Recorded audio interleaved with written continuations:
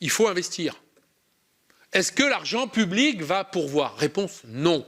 Est-ce que l'argent privé doit le faire? Réponse oui. Est-ce que le système financier est capable de le faire? Réponse, il ne veut pas le faire.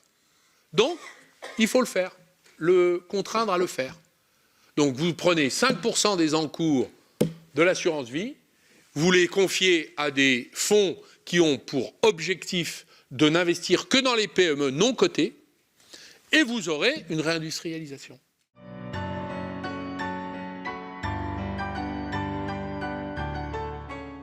Alors vous posez la question de la réindustrialisation, comment faire? Est-ce que les aides publiques sont adaptées à ça? Moi, je pense que tout l'amorçage, qui est très risqué, qui est difficile, a besoin d'être public. Et en France, on est bien pourvu, notamment grâce, M. Darras, à la BPI, qui a fait un très gros travail sur le sujet dans les départements, les régions, les territoires, assez efficace. Là où on a un problème, c'est que toutes les entreprises qui se développent, ce qu'on appelle les start-up industrielles, c'est-à-dire qui ne sont plus des start-up, mais qui deviennent des futures industries, là, il n'y a plus personne pour financer quand on arrive à des gros tickets d'investissement. Les aides publiques ne peuvent pas le faire, parce que c'est des moyens importants qui sont nécessaires. Quand vous construisez une usine, c'est tout de suite entre 5 et 10 millions d'euros. La puissance publique peut mettre, vous mettez la région, vous mettez l'État et le FEADER, allez, on va arriver à 2-3 maximum, c'est déjà énorme. Mais où est l'investisseur privé? Donc, nous avons un taux d'épargne exceptionnel. L'argent des Français finance les autres économies. Et pour ce qu'elle finance de l'économie française, l'immobilier essentiellement. Donc nous, notre responsabilité, la responsabilité d'un gouvernement, de la représentation parlementaire, c'est de trouver les voies et les moyens d'amener cette épargne, non pas sous direction publique, sous injonction publique, mais sous gestion privée, à s'investir, sous une forme protectionniste d'ailleurs, dans l'économie française. Donc il faut un fonds d'1 milliard d'euros. C'est pas beaucoup, 1 milliard d'euros sur les 2500 milliards. C'est pas beaucoup sur les 50 milliards d'assurance vie qui sont récoltés. Ce sont nos fonds de pension, l'assurance vie, qui sont collectés par an par les collecteurs de l'assurance vie, que vous connaissez tous. Et donc, avec cet argent, il faut investir environ 30 milliards par an sur 10 ans, 300 milliards sur 10 ans. Aujourd'hui, l'économie française investit naturellement 90 milliards. Il faut passer à 120 milliards pour retrouver un PIB industriel de 15, en gros. Passer de 10 à 15, c'est-à-dire retrouver le niveau de l'Espagne. Donc ça correspond à peu près à 1 million d'emplois. Le million d'emplois du PINS, en gros. C'est 20 000 hectares. C'est ça un plan de réindustrialisation. Mais pour ça, il faut qu'il y ait de l'argent qui s'investisse. Les banques ne feront absolument pas ce travail. Donc il n'y a pas de secteur bancaire, donc il y a une réforme des banques à faire, notamment sur le ratio prudentiel, sur le financement des PME non cotées, les entreprises qui se développent, mais qui sont des petites entreprises, où il y a du risque, bien sûr, et amener un fonds souverain à financer en fonds propres ces entreprises. J'ai constaté beaucoup de défaillances d'entreprises en devenir qui ne trouvent pas de financeurs privés, alors qu'il y a des financiers publics.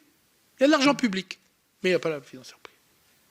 Donc ça, c'est une alerte que je mets sur votre table et j'espère qu'elle aura une longue carrière et qu'elle ira jusqu'aux oreilles de nos ministres en charge aujourd'hui, parce qu'il nous faut un fonds souverain pour l'industrie et l'agriculture dans les territoires pour remonter le niveau d'activité dans ce pays. On dit que les Français ne travaillent pas assez. C'est surtout qu'il n'y a pas assez de travail. Excusez-moi, il n'y a pas assez de travail. S'il faut faire travailler 1 million de personnes de plus, il n'y a pas aujourd'hui les emplois disponibles pour ça, donc il faut les créer. Il faut les créer. Et c'est ceux qui nous manquent pour financer notre modèle social, sans difficulté, puisque nous ne travaillons pas assez, parce que nous ne sommes pas assez nombreux à travailler. Ce n'est pas ceux qui travaillent aujourd'hui, qui ne travaillent pas assez longtemps, les malheureux, que j'ai vu un chauffeur de taxi, il dit « j'ai 70 ans, je travaille encore, parce que les autres ne travaillent pas ». Je dis « les autres ne travaillent pas parce qu'il n'y a pas assez d'activité en France ». Le taux d'emploi dans la population active par rapport à l'Allemagne, qui est à 76%, est à 68%. Il y a 8 points d'écart. Donc vous avez 8% de la population active qui travaille en moins en France. Ben, c'est le chômage, ça. On dit que le chômage baisse. Pardonnez-moi, à Pôle emploi, on est toujours à 10% de chômeurs, hein, à Pôle emploi. Après, on nous sort des statistiques du BIT sur des enquêtes hebdomadaires. Certes, mais à Pôle emploi, il y a toujours 1 million de chômeurs à mettre au travail, et on ne les a pas. Alors, il y a les problèmes de ce qu'on appelle formation, d'écart entre la demande, l'offre, tout ça on connaît. Mais le sujet, c'est qu'il n'y a pas assez d'activité. Donc, il faut investir. Est-ce que l'argent public va pourvoir? Réponse non. Est-ce que l'argent privé doit le faire? Réponse oui. Est-ce que le système financier est capable de le faire? Réponse, il ne veut pas le faire. Donc, il faut le faire, le contraindre à le faire. Donc, vous prenez 5% des encours de l'assurance vie, vous les confiez à des fonds qui ont pour objectif de n'investir que dans les PME non cotées. Vous avez un fonds souverain sous direction privée avec des spécialistes de l'investissement qui ne feront pas n'importe quoi, parce que c'est l'argent des épargnants, ce n'est pas l'argent de l'État. À supposer qu'avec l'argent de l'État, on puisse faire n'importe quoi, ce dont je doute et dont je m'insurge. Et vous aurez une réindustrialisation. Est-ce que vous pouvez passer le message, Monsieur le Président, Monsieur le rapporteur? À qui de droit? Ça, c'était pour Madame Renaud. Je vous donne les recettes de Papy Montebourg. Hein, puisque moi je suis un vieux maintenant. Alors, Monsieur Stanzione, Lucien me pose la question des aides publiques et la restitution, quoi en faire quand ça marche. Personnellement, c'est un engagement, c'est une conviction personnelle. On aurait pu profiter des PGE pour dire, ben, vous remboursez pas, mais en contrepartie, on reste dans le capital, donc ça augmente les fonds propres de l'entreprise, et vous en donnez la moitié aux salariés. Et on avait fait une économie à l'allemande. Il y a encore 18 milliards comme ça. Moi, j'aurais été ravi, plutôt que rembourser ces PGE, les convertir en fonds propres, ça aurait renforcé l'entreprise, et d'avoir l'État à mon capital, l'État ou les salariés par délégation. Souvent, les salariés ne veulent pas être trop responsables d'entreprise. Ben, c'est le moment de s'associer. Les syndicats ne sont pas pour, parce qu'ils veulent être dans le partage de la valeur. Ben, le partage de la valeur, il se décide dans les conseils d'administration. C'est quand même là que ça se décide d'abord, avant d'être dans la revendication simple, nécessaire, mais possible, et légitime constitutionnellement, mais généralement inefficace. Bon, ça c'est ma réponse. Et de ce point de vue, l'expérience que j'ai de l'APE, l'Agence des participations de l'État, où nous siégeons dans les entreprises où nous avons des participations. Alors vous envoyez des fonctionnaires qui participent au conseil passage à niveau, qui est pour, qui est contre, qui est pour, qui est contre. Bon. Est-ce qu'il y a une discussion? Est-ce qu'il y a une discussion? Non. Donc on a à un moment décidé de stimuler un peu nos administrateurs. Bon, déjà, il y a le turnover de la haute administration. Je suis là, je ne suis pas là, je m'en vais, je repars, je reviens, au revoir, bonjour. Bon, très bien. Les carrières se font et se défont, c'est ainsi. Mais quand même, on a un sujet, par exemple, à l'époque, c'était Renault. Je leur disais, on a un petit sujet sur le salaire du président à l'époque. Parce que moi, je lui avais dit au président, je lui ai dit, bon, tout ce que vous faites, c'est génial, mais il n'y a qu'un problème, c'est votre salaire. Il me dit, mais mon salaire est léger depuis 3 ans. Puisque moi je suis payé au Japon, bien lui en a pris. Mais quand même, qu'est-ce qu'on vote? Donc là, il fallait. Alors, c'est le ministre qui le fait, mais moi je peux pas faire je pouvais pas faire tous les conseils d'administration, la Française des Jeux, l'imprimerie, je sais pas quoi. Enfin, bon, on peut pas le faire. La BPI non plus, là où elle a des participations, elle le fait, mais c'est difficile. Donc la question et l'expérience que j'ai du conseil d'administration avec l'État présent partout, ça ne marche pas tant que ça. Pourquoi? Parce que vous ne pouvez pas centraliser une politique sur des milliers de décisions, sur des dizaines de milliers d'entreprises. Des entreprises, il y a les filiales, il y a tout ça, c'est très compliqué, très difficile à faire. D'ailleurs, c'est l'expérience des nationalisations de l'époque 81. Il y a un moment, on n'a pas tout contrôlé et il y a même eu des dégâts. Donc, soyons... Moi, je suis pour qu'on donne le pouvoir finalement aux partenaires de l'entreprise, les salariés et les élus locaux. Voilà, les collectivités locales, elles peuvent le faire, parce qu'elles connaissent le terrain. C'est parfois bien meilleur qu'un fonctionnaire parisien. Voilà ma préconisation sur laquelle travailler. Alors, vous me posez la question du protectionnisme financier. On y viendra.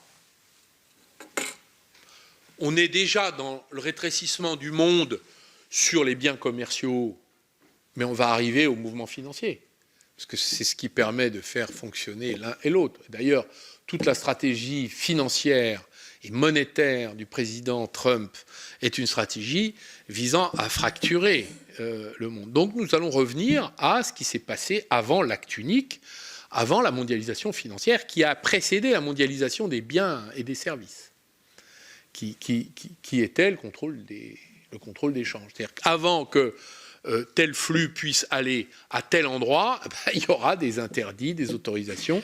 Et d'ailleurs, on a redécouvert ce monde-là à travers les atteintes aux biens russes. Après l'invasion par les Russes de l'Ukraine, on a découvert qu'on pouvait presque, quasiment sans droit ni titre, reprendre des propriétés, des yachts, expropriés comme ça. Alors les sanctions sont arrivées après pour légitimer tout ça, mais enfin, on l'a fait. Et quand il s'est agi d'attaquer les chambres de compensation, dont, lorsque j'étais à la tête, il y a 20 ans, d'une mission anti-blanchiment de l'Assemblée nationale, on faisait les paradis fiscaux, on nous disait, les chambres de compensation, on ne peut pas, c'était Clearstream et tout ça, aujourd'hui, Swift et Clearstream, ils sont sous contrôle des États. Donc l'État s'est désarmé lui-même, il redécouvre ce qu'est la souveraineté. Grand bien nous fasse. Donc tout cela n'est que le début d'un mouvement, et il faut, j'ai envie de dire, l'encourager, et ne pas en avoir peur. La taxation numérique, bref, aller chercher les nouvelles ressources fiscales dans un monde qui est devenu immatériel, doit faire partie des innovations des politiques publiques. Alors, vous me posez, monsieur le sénateur d'Arras, à l'aune du colbertisme dont j'ai fait, c'est vrai, j'ai tâché d'en faire la réhabilitation, parce que ce que Colbert a fait pour la France, c'est ce que nous devons faire aujourd'hui à nouveau. J'ai commencé péniblement il y a 10 ans sans être finalement suivi. C'est bien dommage, parce que pour moi c'est une œuvre transpartisane, hein, c'est pas une affaire de parti politique, c'est une affaire d'intérêt national. On a besoin d'assurer le pain quotidien, hein, c'est un peu ce qu'expliquait Jules Méline. Donc se protéger contre les menaces et stimuler l'activité dans une vision mercantiliste. C'est ce que toutes les grandes nations industrielles ont compris. La BPI était cet outil et je pense qu'elle a rempli sa mission. Mais la BPI est trop petite. 5%, 7% du marché. Donc, quand on a un oligopole bancaire qui ne finance pas l'économie réelle, pas suffisamment. Voilà. J'ai croisé Madame Lagarde, je lui ai dit, écoutez Madame la Présidente, moi qui suis dans le monde des PME, du matin au soir, qui y suis très heureux, on a un problème, c'est qu'on n'a pas de système bancaire qui nous aide. Donc il faut faire une réforme bancaire, et vous devriez demander à la Banque de France de desserrer les ratios prudentiels, comme les Américains ont fait sauter Bâle III, les ratios prudentiels sur le système bancaire pour permettre et autoriser le financement des PME. Vous savez que quand on finance une PME, 1 euro prêté, c'est 50 centimes de fonds propres dans le bilan. Donc ça coûte 1,50 € à la banque. Eh bien, on met 30 centimes. Ça, c'est monsieur Villeroy de Gallo qui peut le faire. Mais Madame Lagarde dit oui, mais la Commission européenne a décidé de mettre Bâle III dans le droit européen. Erreur.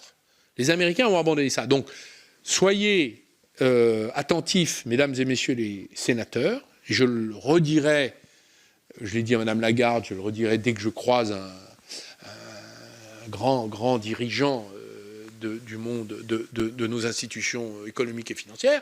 Je dis toujours la même chose. Il faut desserrer les taux Bâle III pour retrouver un système bancaire. Sinon, eh bien, écoutez, il faudra nationaliser une banque et la mettre avec la BPI, la fusionner avec la BPI.